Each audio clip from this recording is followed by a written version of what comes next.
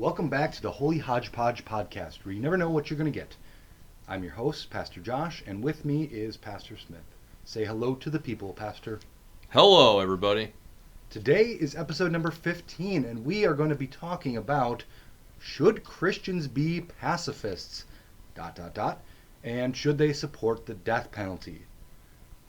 If you clicked on this podcast not really knowing what the topic was going to be, you were probably a bit thrown off. This is going all in. This is I didn't expect that kind of podcast, but it's one that I don't know. It sure is interesting, and I think part of it, the reason that it's interesting, is because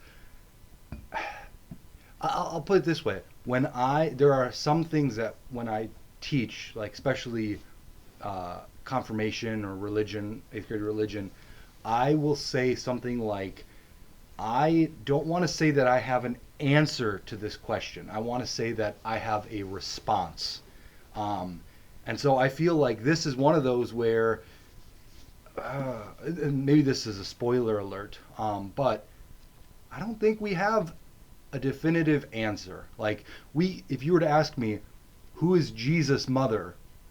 What would do we have an answer to that, Pastor Smith? Is this a trick? No. It's Mary. Yes. So, correct. We have answers to some things, but this is not something that we have an answer to. And that's why the topic of ethics exists, and even Christian ethics. And so, yeah, there's going to be different thoughts, but we're not going to give you an answer per se. And in fact, I don't know, but I think it's possible that you and I might not even agree on everything. I hope we don't. It's kind of boring when we do. I hope this is full of arguments and that we end the podcast early because we're so mad at each other. That would be a fun twist. That would. I don't really hope that, but it would be interesting. Make for good ratings. So let's start out with, I think we see what some people would say is a contradiction.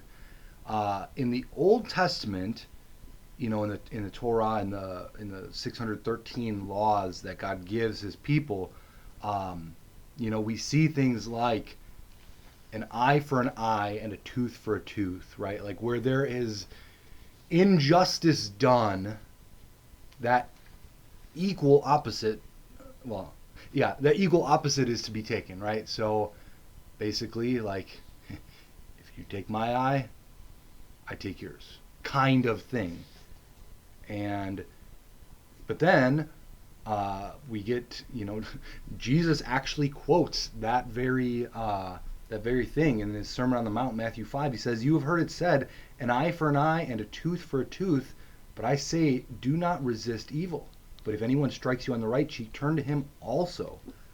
So, do these things contradict? Like how are we supposed to think about these? Like, some people say, well, the God of the Old Testament just, he went soft on everybody. In the Old Testament, he was more strict and, a lot more, quote unquote, violence. And then Jesus of the the God of the New Testament, Jesus is just all peace and love and forgiveness. Is that true? I know I asked about 5 different questions, so take your pick. Well, it's kind of, I was just going to make a joke about how it seems like maybe our parents' or grandparents' generation, they would spank their children, but then our generation is all about the gentle parenting. Yes. So as time goes on, there's God the Father, and then God the Son is softer as he's with his kids. But no. Well, I mean, that example about the eye for an eye, tooth for a tooth, it kind of goes along. I preached a sermon a few weeks ago, at the time of this recording at least, saying how Jesus comes to address loopholes that people might have in the law, and I think he was trying to, I think people were looking for any old excuse for Now, when is it appropriate for me to get revenge? Mm-hmm. And Jesus is saying, well, really, at least in a default setting, I'll say that for now, you're not to seek revenge on people. I'm wondering, this is just me thinking about this on my feet, I guess. You know, the laws that are given to Israel through Moses, you know, it really is. They didn't have like the same type of government that exists today. But I look at maybe some of those laws, and I'm sure we'll get to this with, you know, what rights to use force in or like violence, we'd say in some ways, does like the state have, Mm-hmm. but individual citizens of that state maybe don't. Yeah. And so sometimes I see that like eye for an eye, tooth for a tooth as being something that could be dictated by, you know, like the ruling authorities of Israel, but maybe by Jesus' day, everybody's just kind of going around like, well, if he does this to me, I get to do it back to him. And Jesus' like, that's not really what we had in mind. Yeah, yeah. when we were putting these laws together up in heaven, that's not what we thought. But I could take it a little bit further if you want, unless you want to stop me. Go for it. But I'm also thinking of, you know, there are laws that are in place to deter sin. Mm-hmm. And so we talk about sometimes the law of God, the first function of it being to curb outbreaks of sin. So sometimes if there are sort of like eye for an eye, tooth for a tooth things built into laws, even like laws of our land today, it's really meant for me to be like, well, I'm going to stop and think, well, I want to do this, but I don't want it to happen to me. Almost like a little bit of a different riff on the golden rule, I guess, but from the not in the positive, Yeah. but this is like in the negative. I don't want that to happen to me, rather than like I'll treat people like I want to be treated. Yeah.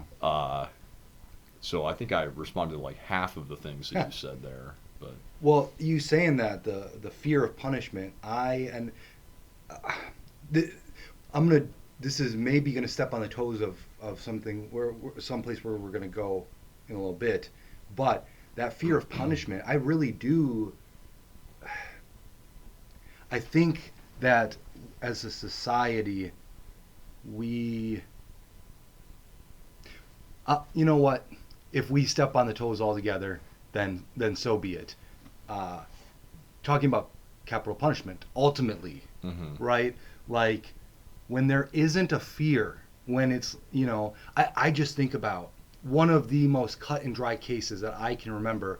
Last year, some guy came up to the CEO of one of the major health, what is it called, insurance companies, and just shot him in the back of the head. yeah, And it was like, this was all caught on camera. It was like motivated because this guy had hardships in his life or in the life of somebody close to him because the cost of healthcare was so much, right? Like, I think that is one of the most cut and dry things. And it's like, well, you know, it's only one life that he took. He didn't kill a bunch of people. So does he really deserve to be murdered or to be put to death for his crime? But part of it is like, if there is no fear, if it's like, yeah, I could get anywhere from 20 years to life in prison, but you know, that's really not that bad, right? Like I'll and this is how some people look at it. I'll have a roof over my head, I'll have 3 meals a day, like, you know, that's not the worst thing that could happen to me. Or best case, my lawyers find a loophole and I'm able to get out. And I think when there is no fear of punishment, when it's like, yeah, if I can hire a good team of attorneys, then I can actually get out of this scot-free, then we are lacking something. Like there does need to be some fear of my actions have consequences. And so, yeah, you just want to go into the capital punishment conversation altogether, or do you want to put a pin in it for now? Well, that's fine, man. I think we should get back. Um, we should get back to maybe like if you and I versus Yeah. like just like two private citizens, two neighbors, whatever. Um, yeah, I think that you something that you said, it just made me think of. So I pulled up Romans chapter 13, Mm-hmm. and this is one of the um, most important texts, I think, when it comes to like the authority that the civil realm has in the world, as actually being instituted by God. Mm-hmm. Um, it's there's all sorts of problems with it because I mean I think it's easier for you to think. Typically, it's easier for you to think that maybe the authorities in your own nation could have been placed by God, but would be certain other countries around the world that you'd be like, I can't get there. Mm-hmm. But Romans 13, I think this is one that's specifically related to capital punishment or just the. But yeah, I think historically it has been used for capital punishment. But one of the things that it says is, I don't know where to cut it off really. I'll just read several verses. So this is Romans 13. Let every person be subject to the governing authorities, for there is no authority except from God, and those that exist have been instituted by God. So we get this the right hand and the left hand kingdoms of God. The right hand being the church, the way that God rules with grace and mercy and forgiveness with His Word and sacrament. That's what we think about as Christians. But then the left-hand kingdom is the way that God rules over. Someone will use the term like the civil realm, the secular world, and He uses people like kings and presidents and Congress and Mm-hmm. Other governmental agencies to do what ought to be done. So I'll resume then my reading here. Therefore, whoever resists the authorities resists what God has appointed, and those who resist will incur judgment. For rulers are not a terror to good conduct, but to bad. Would you have no fear of the one who is in authority? Then do what is good, and you will receive his approval. For he is God's servant for your good. But if you do wrong, be afraid, for he does not bear the sword in vain. For he is the servant of God, an avenger who carries out God's wrath on the wrongdoer. I'll stop there. That's verses 1 through 4 from Romans 13. So you don't have to do very much gymnastics to at least see, or at least come to the conclusion that capital punishment in particular would be permissible based on this passage. Yeah, and I think, even even going a little bit different direction, and you reference this too about like spanking your children, right? Like, I think and this podcast is not just going to turn into two young to middle-aged men complaining about society, but I think. Are you just saying middle-aged because I'm going to turn 40 later this year? No. But like, our generation did get spanked, and by and large, we are, I'll just put it this way, we are better members of society and get into less trouble. Like, and I do think, like, because there's a fear, it's, I know I better not do this. Otherwise, for me, it was, my mom had a wooden spoon that would be the consequence if I was bad enough, right? Like, some people it's a belt. No, in that conversation, it's, not doing it in anger, not doing it as retribution, but as discipline. But when there is no fear of discipline with like gentle parenting, the kids run amok. And so God has put authority to curb that behavior. And when behavior is not curbed and a serious transgression, thinking like in society, not transgression before God, but like you've done something against the law, or for parents and child against the rules, then yeah, there should be fear of punishment. And so I do think that is important. But yeah, anything else with that? Well, I'll lash back onto the capital punishment conversation just because that's kind of like the most extreme, Yeah. I guess, and it's easier to think about. I would say there's a lot more leeway, to speak about like what parents are going to do, what things you're going to put in place to train your child in the way and discipline your child. There would clearly be a line that Mm-hmm. you would not, just like an objective line that ought not to be crossed, as it pertains to being physical with your children. But with the capital punishment though, I don't think that it's not like you have to believe that capital punishment is the right way to be a Christian. Right. I think that good Christian people could legitimately disagree on maybe how far the authority of government should run in this regard. Mm-hmm. But it's not like a primary article of our faith or something. It does seem like I kind of meant to look this up, but I believe that over the last couple of decades, a lot of states have either gotten rid of the death penalty or have, I don't know what the term is, like they've like paused it. Yeah. I think there's only a handful of states that maybe are actively carrying out death penalties. For some reason, 7 is the number in my mind. Okay, and it tends to be, this probably isn't too surprising, but it does tend to be more red states. Yeah, I think the like southern, Florida and Texas, I think are. Alabama maybe. But I don't even know. I mean, I think those are two that I've just heard of. But even I mean, like there's ethics involved with the mode of carrying out the death penalty.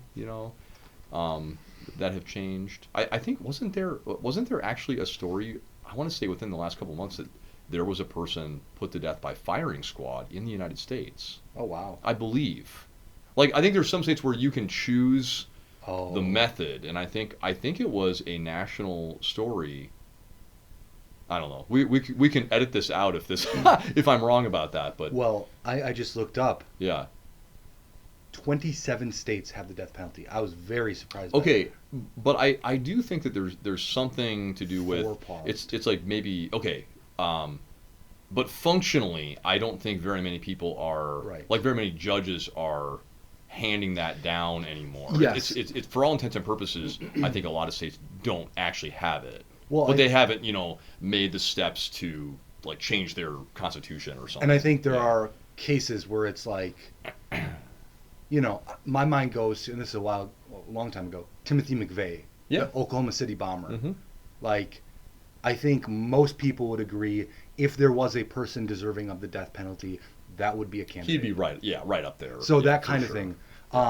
But two things I'll say. I think I've shared in sermons in the past how I'm a big documentary guy.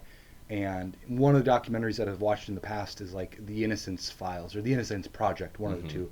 And like, man, and even, I know we listened to a podcast recently, The Devil in the Deep Blue, that talked about the satanic panic and like where evidence has come out in the last, I don't think they had DNA evidence until like, I want to say the 80s or 90s. Yeah, I think that's about right, yeah. And so like, there are a lot of people who are on death row who it's coming out that they actually didn't do it because of DNA evidence. And so I think that's a factor, but also leading to where I'm going and where you kind of started this section, in the catechism under the question, does anyone have the authority to take another person's life? It talks about the government, quoting that Romans 13 passage, but then it says, note, Christians may, in good conscience, disagree about whether a particular war is just.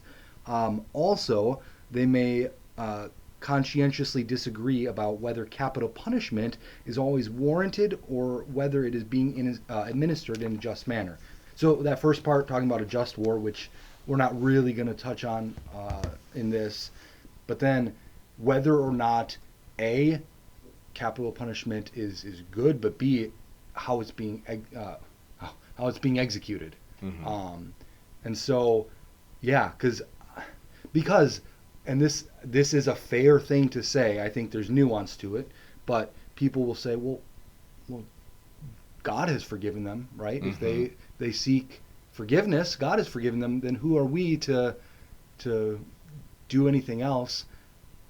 And I think that's fair, but I think the nuance is getting back to what I was saying earlier, where when there isn't fear of punishment, mm-hmm. that's a problem. And like you said, we do operate in two different realms, two different kingdoms. Yeah. And so that person can be forgiven before God Mm-hmm. and still have to face consequences of their actions. Yeah. I think that's exactly right. If I was going to drive us there if you weren't,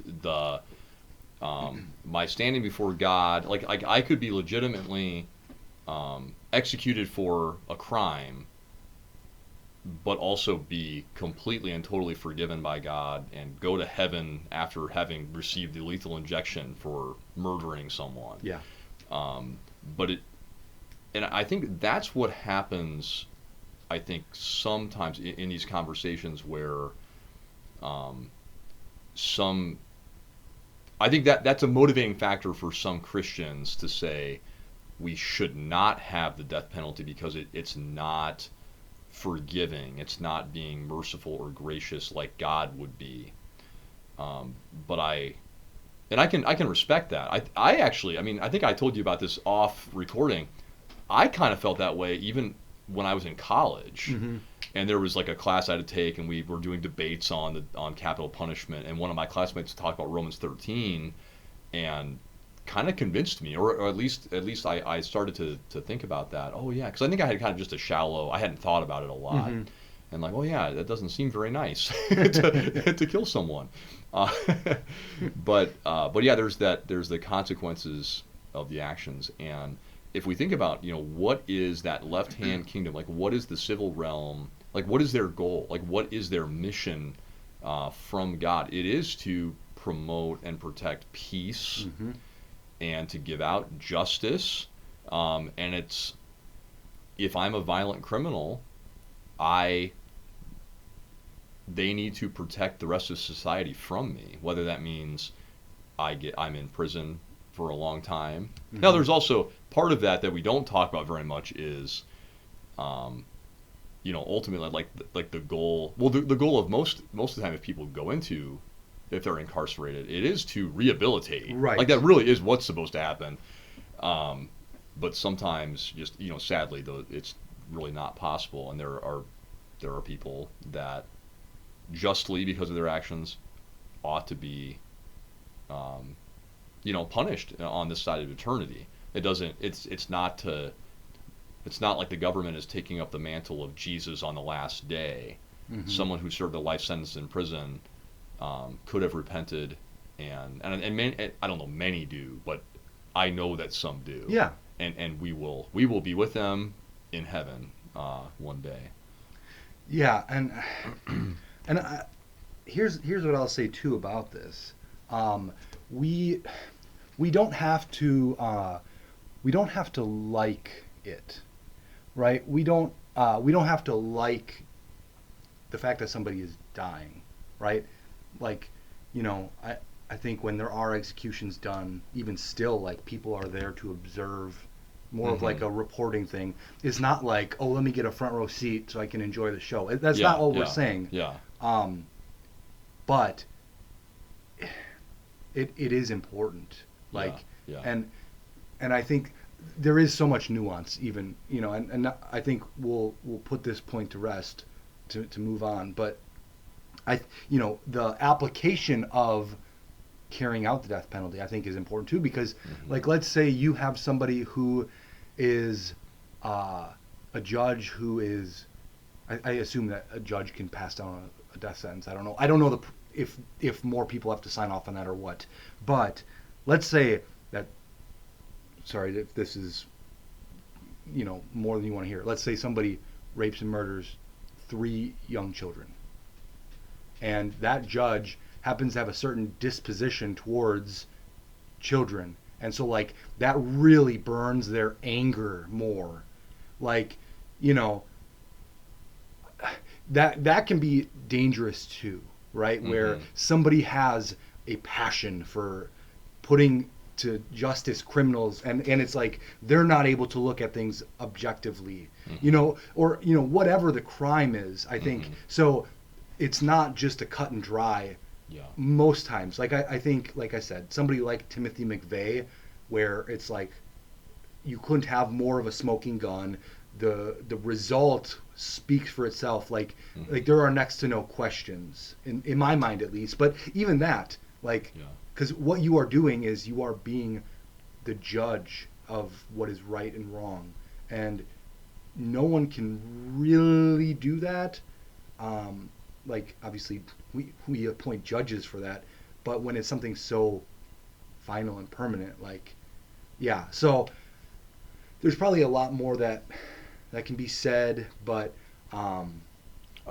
yeah. Well, I think one kind of small thing would be, I think you can have a nuanced stance on it too, where I think kind of picking up on something that you said, but also from the catechism that you read, you can support the death penalty, but you can also be like, but I don't think like this or that should be like a way that we should be executing people. Yes. Because I think then you do start to bring into it, you are trying to punish the person, like almost then you're not leaving some of that ultimate judgment to God, because there will be some people that they will commit a horrible crime, they will not repent, they will be executed, and then I guess you can kind of think, well, we can execute them in a just an ethical way, and we will leave whatever their eternal judgment is to God. Yeah. But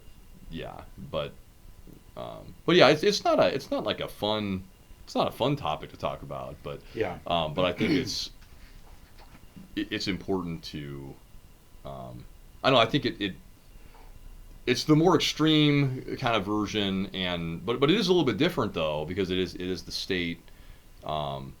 Something that you said. Well, it's the state, not individuals. Which I think we'll get back to individuals maybe here in a minute. But yeah, I think you were talking about people like maybe not wanting to just like gratuitously watch executions or something. But in history, that was like a big deal. That's true. That people would do. I mean, even like Christians being killed in the Colosseum and things like that. That was entertainment. Yeah. And it was, but it was. It was entertainment, but it was also warning. It was warning. I think it was a curb for a lot of people. So you might have people go out there and watch. There's so many examples of this. Like the French Revolution, the public guillotining of people. But there have been, which I mean, as all things considered throughout history, it's a pretty humane way to kill somebody. Assuming you're at the front of the line. The next podcast will, you mean when the blade is sharper? Yes, yeah. The next podcast will be ranking the most humane execution methods. But there are some really grotesque and evil ways that people have been killed, over the years. Crucifixion being one. Well, crucifixion, yeah, exactly being one. Yeah, Jesus did not get a humane way. But there are some like real awful ones, but I think that, again, that was the state trying to, it's just like certain cities, like you put people's, like invaders who failed to take your city, you put their heads on on the gates, to like, hey, this is gonna happen to you if you come and try to, a little bit different, yeah. But again, you're trying to show that, hey, we have some authority to either defend ourselves or to carry out justice in a way that we see fit. But But going back to how you started things before, I don't know whose fault it was, if I derailed us or if you did. I think it was probably more me. But I guess that eye for an eye, tooth for a tooth. But is there? So we've said there are times where the government would have the authority to, we'll say, like, take life. Mm-hmm. But what about like you and me? Yeah. Yeah, and this is where I think there's nuance and there's debate about capital punishment, and I think there's even more, like, it is not black and white. I'll say it that way, and I think, one thing I'll say too, what Jesus did not say, if somebody is beating you on the ground, let him beat you, right? He doesn't say that. Now, people could interpret what he says and say, under no situation are you to ever lay a hand on somebody, Mm-hmm. right? People can and have interpreted that way, Mm-hmm. but I don't see it that way. I don't know if that's. I've also never had somebody beating me, and like, so does a Christian have a right to defend themselves? Like, let's just, now I'm not trying to dissect or like misquote or misrepresent Jesus' words, but let's just say it's kind of like, the first 2 slaps are free, Mm-hmm. like slaps once, turn the other cheek, Mm-hmm. and at how many hits does it take to get the center of a Tootsie Roll? No. How many hits does it take before you, and this is assuming that 70 times 7. Yeah, right? Yeah. How should a Christian, we'll start here. Should a Christian defend themselves, assuming that it's not just like you're having your arms out to protect yourself, but like you have to take force to get somebody from abusing you? Mm-hmm.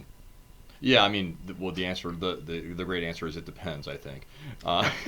Well, and so I think one thing, I don't know if this is how it is for other people. I'm always tempted to just take a very like black and white or almost like an extreme view on something, because theoretically it's easier. Mm-hmm. It's easier to just say, I'm a pacifist, complete and total pacifist.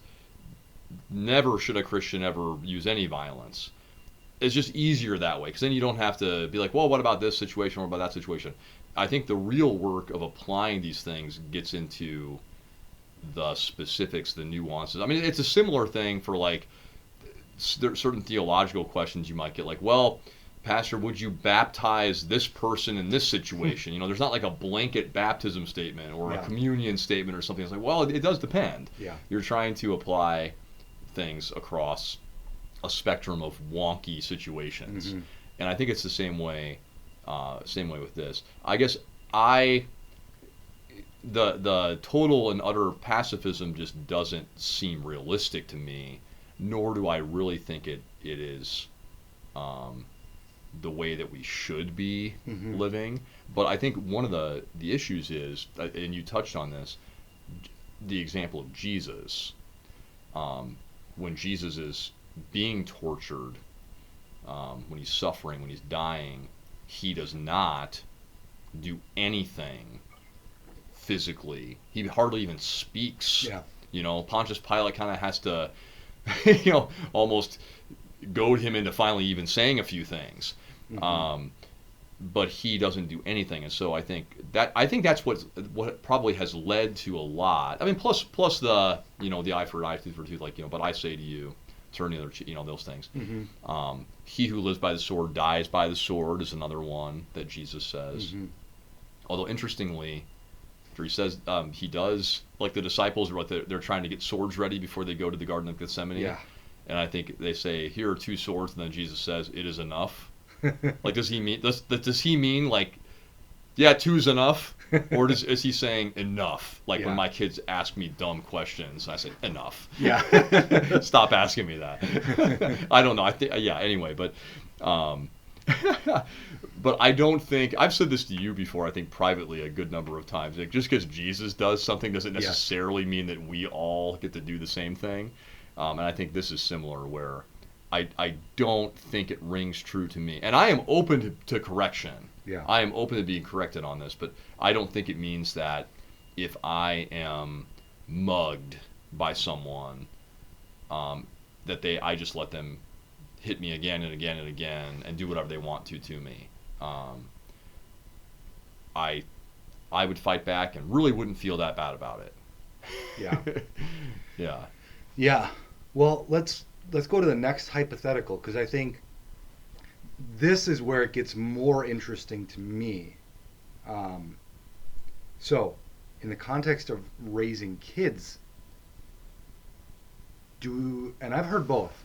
Do we teach them if someone comes up, if someone is I mean, some people would even say if somebody's bullying you, like assuming it's not physical abuse, that you should defend yourself.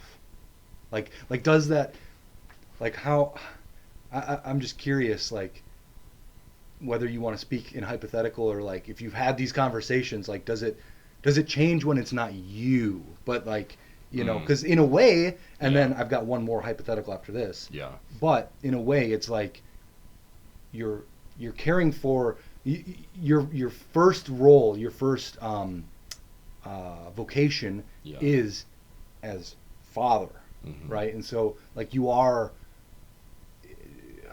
how your kids react to that is an extension, probably maybe, of how you've taught them. And so like if you say no, you should never defend yourself, and they get beaten up real bad, like I don't know, just you can hop in. I'm just kind of rambling at this point.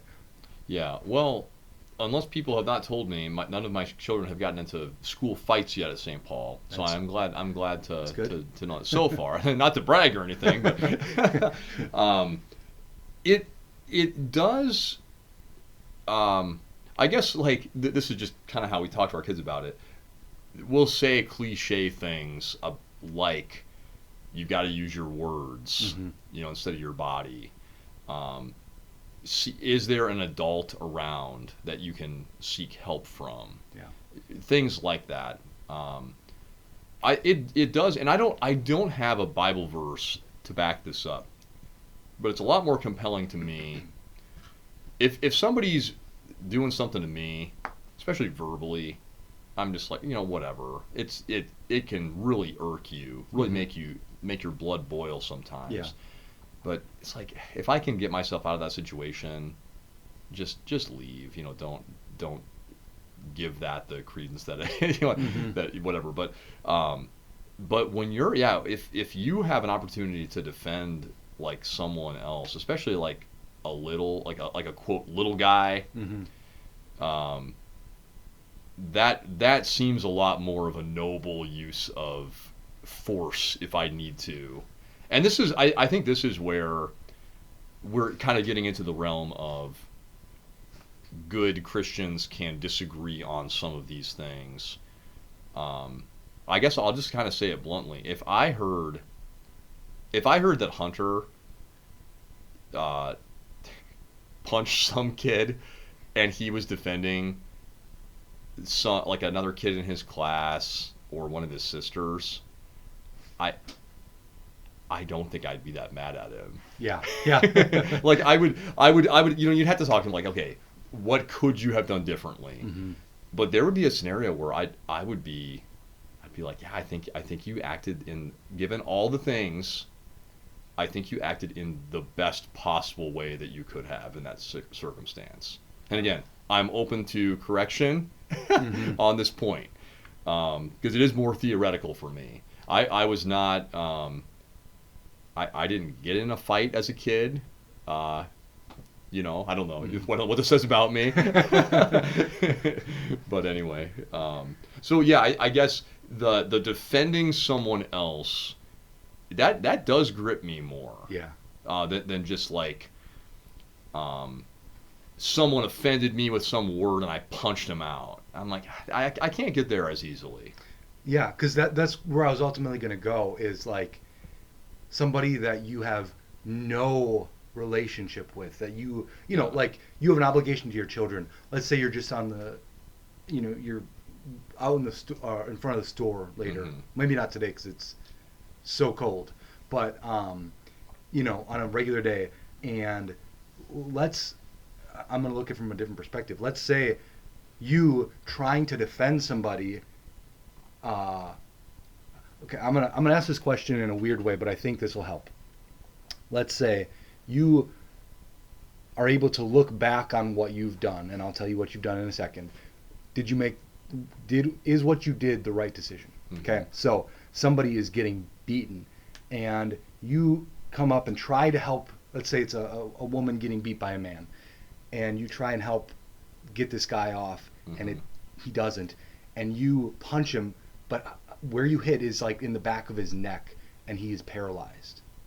Is that, like, looking back, Mm. was that, would you say, yeah, I would do it again even knowing, or I know it's a terribly Yeah. Well, I just am trying to test, like, I know. See, what this you're looks asking me like a process over results. You know, usually that's what I would say. Oh, you gotta trust the process.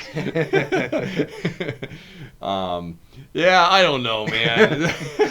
I mean, obviously, I guess the way that I look at these things is you're. It's hard sometimes to even find like what's the right. You know, it's like I chose the least bad thing. Like, of Yes. course, if I could go back in time, I would choose a different thing, like to not paralyze someone. Yes. But you know, I mean, what if I didn't, and then the guy killed the lady, or you know, I don't know. Yeah. So I think sometimes yeah, I don't know. This is a yeah. I mean, these are tough things. Yeah, and I meant it to be. And Yeah. you know, I'll just say too, like, this is not just for, like, we're not just saying this to have a shock factor in Yeah. the podcast. It's like, Yeah, you yeah. know, it's taking the hypothetical situation that you think would never happen, but just extrapolating it, because there are people, like, random things happen to people, and Mhm. you know, like, it. And I think a lot of people's consciences, Yeah, like, yeah. need to hear something like that. Yeah, I think there are times where just, you know, one act in a vacuum or in isolation from like whatever the result would be, you could say that it was justified. Mhm. Like I think I would be, again, open to correction. I think I'd be justified in punching some guy who was, you know, being violent toward a defenseless woman or something. Yeah, yeah, absolutely. But yeah, and I think you know there are times where violence takes place and something worse than you would have dreamed ends up happening, and you can just declare objectively that was a bad thing that happened. Hmm. But you could still maybe walk through point by point and be like, I don't know what that person could have done differently Yeah. though. And that's, you know, you get into certain things like maybe with war or with, you know, law enforcement having to respond to certain things, and it's like I mean, you can't be trained for everything. You're not going to execute, you know, these are just like I can't just pull out some training manual or some philosophy textbook while a violent crime is being committed in front of me. Right. Sometimes you just have to do something, and then you know, I mean, this goes back to churchy stuff, but you repent, you ask for forgiveness. You know, I mean, you rest in the forgiveness and grace of God while still trying to juggle all those vocations, and that's kind of what this is in a lot of the situations you're trying to juggle. Okay, I am a Christian, I'm a citizen, I'm a neighbor, I'm a father, I'm a, you know, friend, you know, like, Mhm. and sometimes those vocations could be at odds with one another, you know, given a particular incident. But I guess kind of where I stand is it depends, but I am comfortable with, you know, having to, I guess, use force or violence in a way that could be deemed like for the greater good or for the least bad outcome. Yes, I think that's the best way of putting it. And Yeah. part of it too is like going back to that situation. If you do that, you might have to face consequences, Yes, exactly. and like that's part of it. But Yeah. I think to do that, to defend somebody, Mhm. like you are. I'm gonna. This is gonna sound this complex and maybe twisted because it's with violence, but like you are showing sacrificial love of Christ. You are putting the needs of that person above yourself in a way. Yeah. So I want to go one last place, and it's kind of hypothetical, but it's kind of not because it's true, and it kind of touches on some of the things that we've just said. Talking about the higher good, and so for those of you, if you've heard of a theologian, even a pastor, Dietrich Bonhoeffer or Bonhoeffer, depending on There's like 4 different ways to say his Yeah. last name, so I'll roll with whatever you land on. Dietrich B. He was a pastor, I believe, in Germany during the Nazi reign. And in fact, there was a movie that came out last year. I still want to see it, but I haven't. And he was a part of a plot and I think an attempt to assassinate Hitler. And so It always comes back to Hitler. it does. It really does, man. I feel like that's always like the ethical or moral quandaries. It's like it always goes to Hitler. Would you strangle baby Hitler Yeah, if you could? yeah, exactly, yeah. And so, was what he did right or good? And I'll start it off even. I think, and we've touched on this already, taking a life is never a good thing, right? Like yeah. In a vacuum, I think taking a life is not a good thing. Even if it's for a good outcome, like we have to grapple with that. Hitler, one of the most evil people in the history of the world, it still is not good, and I think that's really important to say because all life is sacred and precious and given by God, and so when we get away from that, like that can become a slippery slope as to who gets to decide whose life is worth living. So like that has to be said. Even somebody as awful as Hitler, like it is still a tragic on some level for him to be killed. But and I'll say this too, Bonhoeffer and the people he was involved with, they failed. They were, I don't know the details, but they were caught and he was executed for it. And so like that adds another wrinkle. A lot of, we'll say, quote unquote, good men died for this. So it wasn't even like they were attempting to do something that wasn't objectively good, and then they failed in it and lost their lives.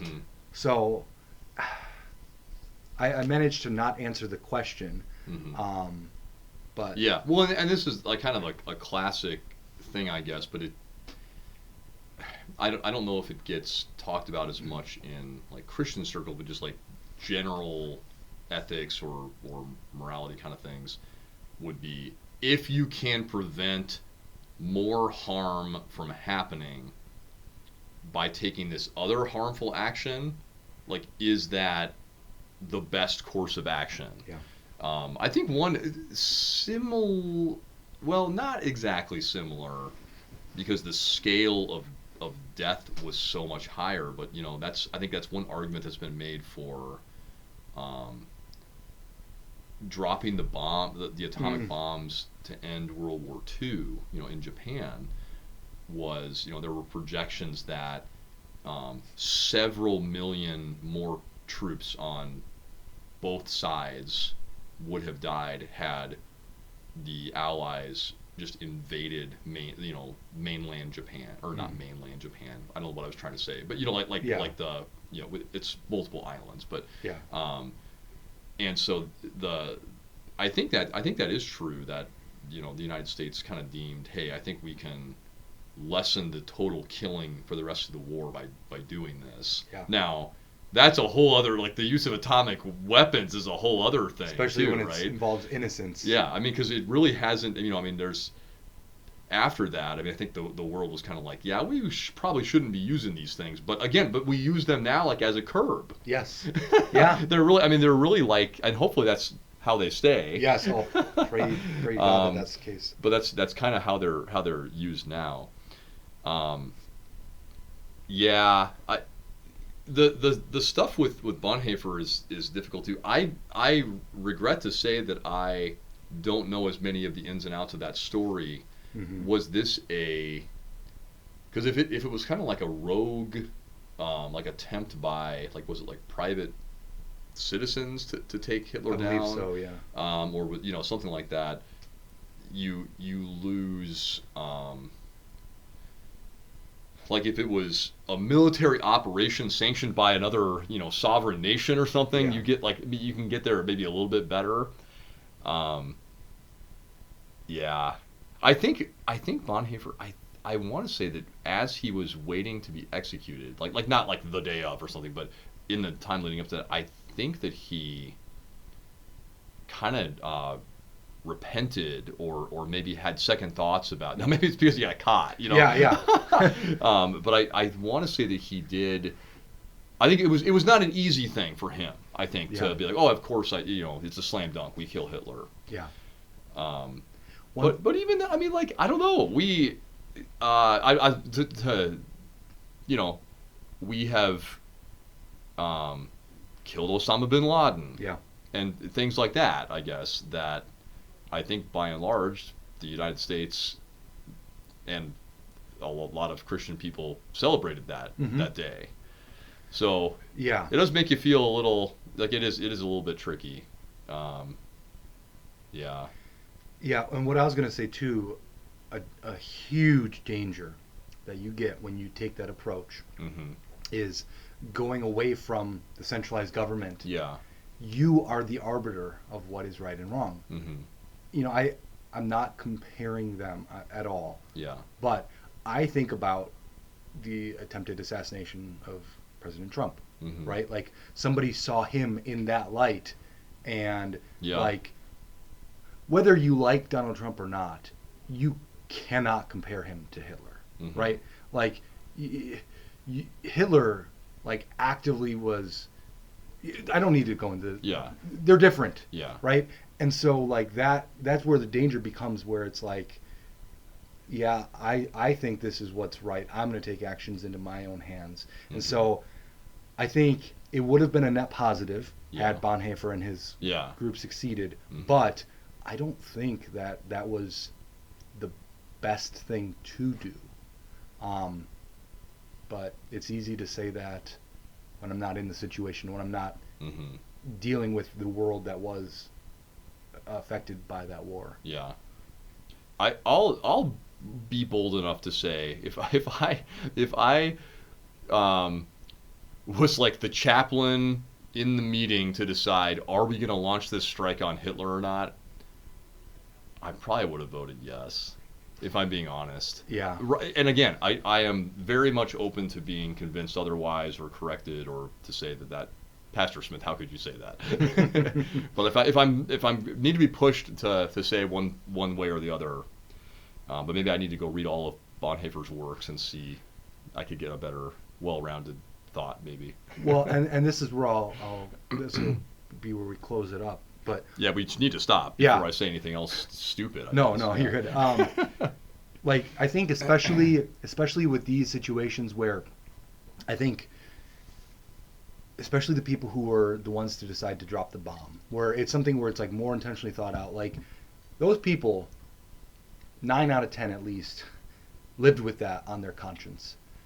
And so I draw that back to the person who paralyzes the man by defending. Like you, by being a part of that, are sacrificing to care for your neighbor, right? And so I'm not saying that it is like I'm not like calling them martyrs, but just like there is a sacrificial act of love that is there, and it's something that if in an ideal circumstance, it's thought out, right? It's not just on the spot. I need to decide, am I going to do this, right? But yeah, there's a lot more that could be said. But for the sake of keeping this at or under an hour, we could probably talk another hour or two. But yeah, thanks for joining us on this episode of the Holy Hodgepodge podcast. Thanks to Pastor Smith for joining me as well. Be sure to tune in to the next episode of the Holy Hodgepodge, where you never know what you're going to get.